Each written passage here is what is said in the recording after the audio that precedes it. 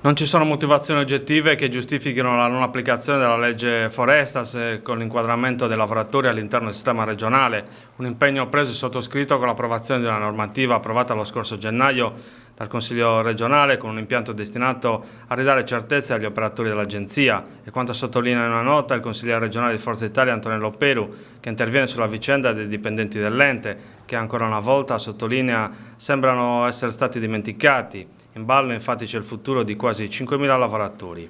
Pensiamo che uno dei temi centrali di questa fase iniziale della legislatura, aggiunge l'esponente degli Azzurri, sia l'entrata in vigore di una normativa che rimuova le contraddizioni dell'attuale cornice, armonizzando il contratto dei dipendenti con il resto del sistema regionale. Non possiamo permettere che siano disconosciuti gli impegni presi dall'Assemblea di Via Roma nel riconoscere la funzione dell'Agenzia. I ritardi, sottolinea l'esponente azzurro, si concentrano sull'avvio delle procedure per il transito dei dipendenti nel comparto unico di contrattazione regionale, così come previsto dalla legge. Il personale di Forestas, impegnato nella campagna antincendi, si trova ancora una volta beffato con la mancata applicazione di una cornice che porrebbe fine alla discriminazione annosa, conclude l'esponente di Forza Italia. Non vorremmo che questa situazione si riflettesse sull'attività dei dipendenti, determinando un calo di operatività in importanti settori come l'antincendio e la protezione civile.